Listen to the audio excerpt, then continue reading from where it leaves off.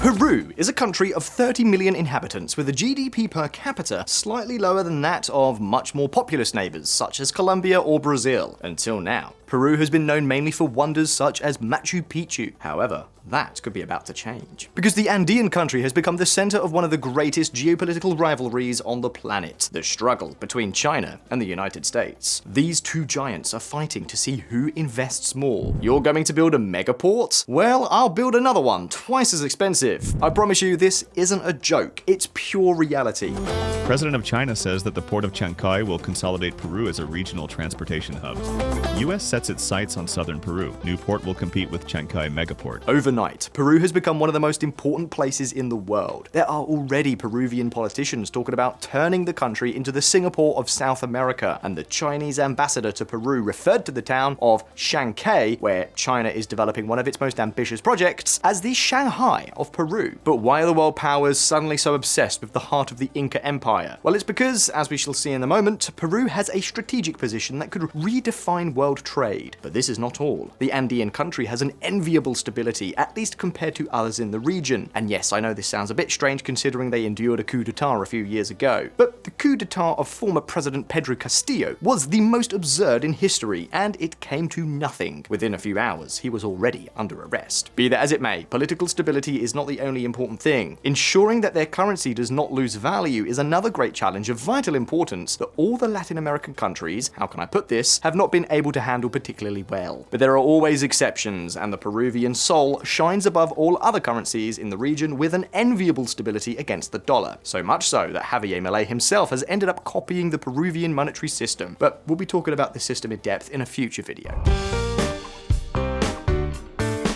The fact is that Peru's geographical location makes it a very attractive destination for certain types of investment, and the stability of its currency means that investing is not like gambling all your capital at roulette. And having said that, I'm sure you have a lot of questions. Exactly what do these investments consist of? How could they affect Peru? What impact would they have on the geopolitical chessboard? What are Peruvian politicians doing to push these projects forward? And what challenges still lie ahead? Well, in this video, we're going to be talking all about all those things.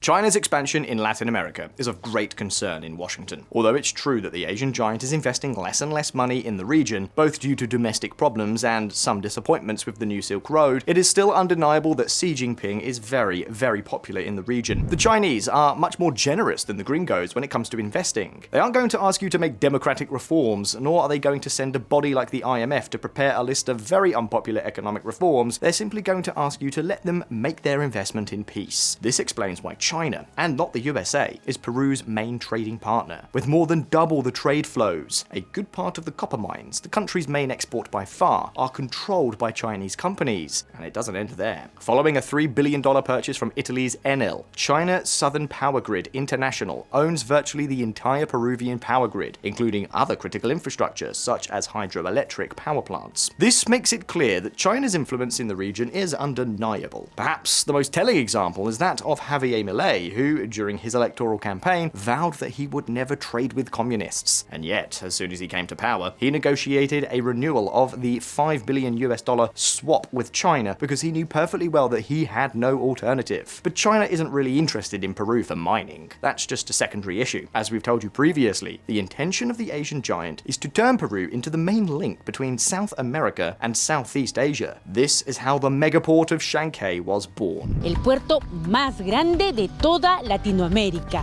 Sí, hablamos del puerto de Chancay, ese capaz de recibir a las embarcaciones más grandes del mundo y que opera acá, en Chancay, en esta pequeña ciudad porteña al norte de Lima. Chancay was a town of just over 60,000 inhabitants with a fishing port before Peru's Vulcan and China's COSCO joined forces in a 40-60 alliance to form COSCO Shipping Ports Chancay Peru SA. The name leaves no room for doubt. It's a company dedicated to building a port in Chancay. For now, more than $1.5 billion have already been invested, and the port has been operating since February of this year, but there are still another $2 billion to be invested. And why would China want to build a megaport in this small city?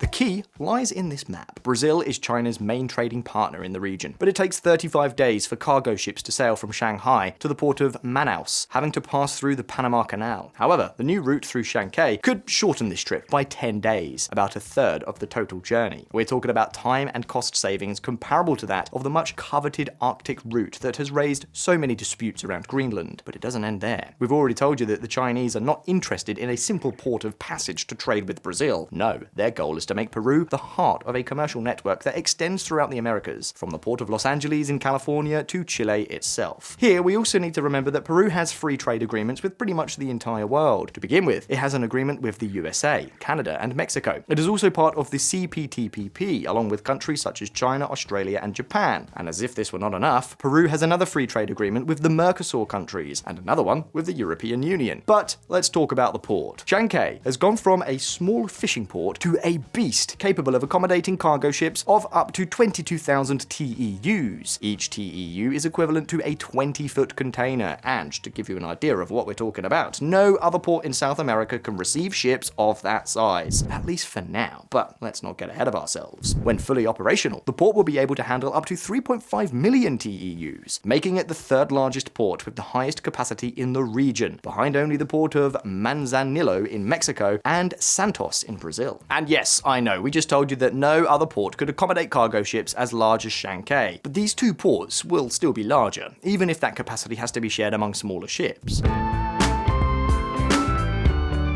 But the most striking thing about the port is not its capacity, but that it is 100% controlled by China. And we don't say this just because it operates with BYD trucks or Huawei 5G towers, but because the Peruvian Congress itself has given operational exclusivity to the Chinese. Of course, this doesn't mean that other countries will not use the port, but rather that China will be its sole administrator. Not surprisingly, this has raised a lot of controversy both inside and outside the country. So much so that the case has already reached the Peruvian courts for violating the country's competition laws. And the criticisms don't end there. On the one hand, several activist groups say that the Chinese have skipped several environmental protocols in order to have the port finished as quickly as possible, and due to that, about 200 meters of beach may have disappeared. Well, I don't think Xi Jinping will lose any sleep over this. What may bother him more is the US position.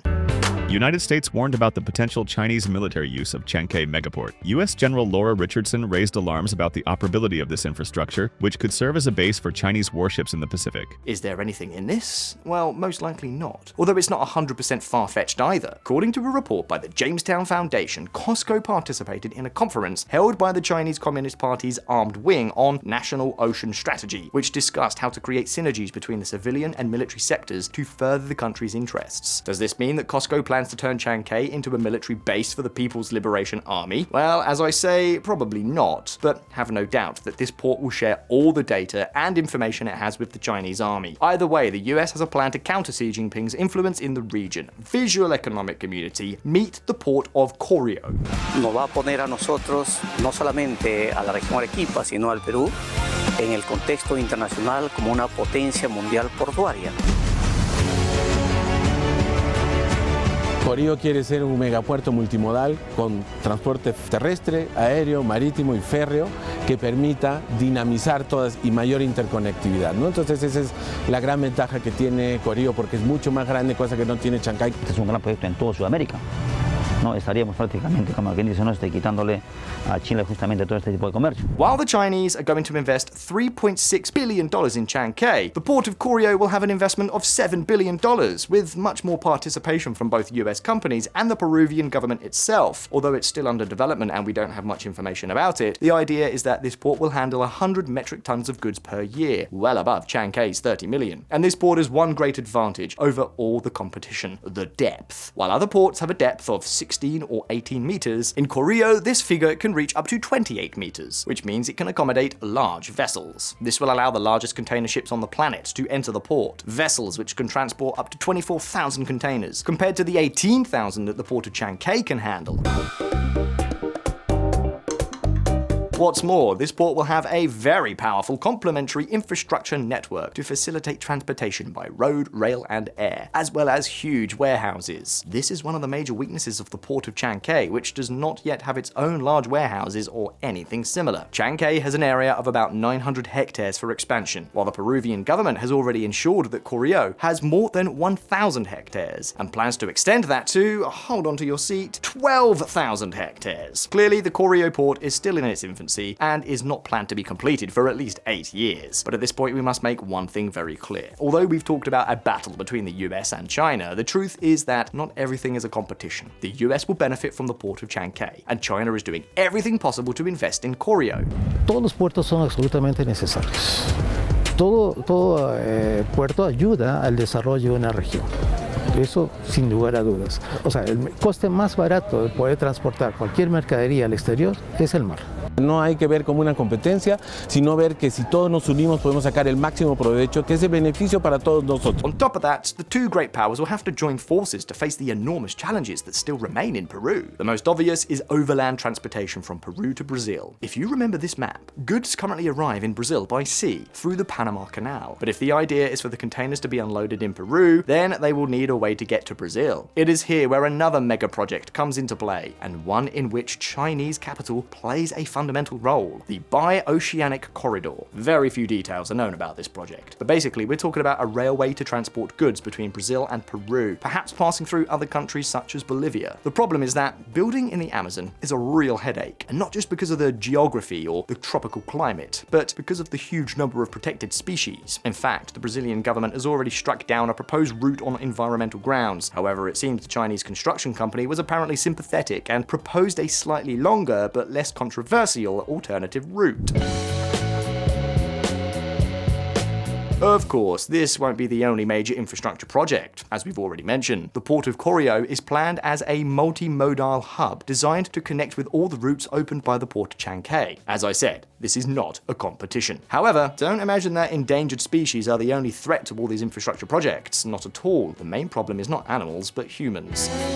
Death threats by WhatsApp. Extortion drains Peruvians' cash. Earlier, we said that Peru was unique in South America for having achieved an enviable monetary stability. However, the same cannot be said of the region's other major scourge, violence. To give you an idea, in the first 10 months of 2024, the authorities received 17,630 reports of extortion, and the problems are getting worse. In 2024, there were 2,126 homicides, 50% more than the previous year. Yeah, you heard correctly, a 50% increase in just 1 year. Not surprisingly, this violence has reached the transportation system. Trucks and buses are two of the mafia group's favorite prey, so much so that for many drivers, looting has become something akin to a toll they pay on all their journeys. According to a survey, out of 350 transport companies, at least 150 pay monthly rates in excess of $5,000, and damages exceed $800,000 per month in Lima and Callao alone, the location of another of Peru's major ports. If you combine this problem with the fact that transportation by truck is still very inefficient, for example, red tape means that every truck that enters the port of Callao for 12 hours gets stopped. You'll surely understand why the major powers have not invested in Peru before. The solution? On the one hand, rail transport is much more difficult to sabotage than trucks, but the solution lies in the hands of the Peruvian government, which is the one that has to confront the mafia groups. For now, the government seems very committed to the development of these regions, and let's hope they take note. And changing the subject a bit, why do we say that the government is so compromised? Well, because of news like this. Peru, Chancay, and Callao ports in pilot plan for special economic zones. We have definitely conducted the necessary evaluations and believe that the 0% is the best measure to boost special economic zones, Solardi, Economy and Finance Minister, indicated. It's clear that China is not only influencing Peru with its enormous capital, but also with its history of economic development. Remember when we told you at the beginning of the video that the Chinese ambassador spoke of Chancay as the Shanghai of Peru?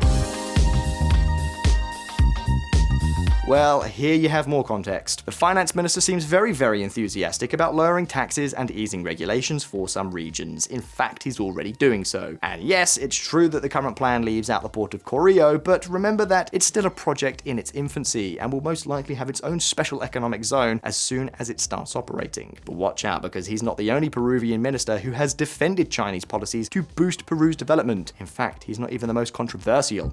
In order to boost growth, Minister of Agriculture Angel Angel Monero, is also a passionate advocate of tax breaks and has opposed significantly raising the minimum wage. The state needs to know when to give up tax revenue in order to generate employment. This is not to say that these are good policies. The cost of labor is not the key reason why the US and China are investing in Peru, so wages could probably go up without causing too many problems. But it is a sign that the Peruvian government is committed to the development of these regions, once again making it an outlier in Latin America. But having come this far, we're turning it all over to you. Did you know about the big projects that China and the USA are carrying out in Peru? Will they really be able to make the Panama Canal obsolete? Do you see it as competition between great powers or as a collaboration? You can leave me your answers down in the comments, and as always, don't forget that here on Visualeconomik we release new videos every week, so go ahead and like this video, subscribe to the channel, and hit that little bell so you don't miss any of our updates. All the best. I'll see you in the next one.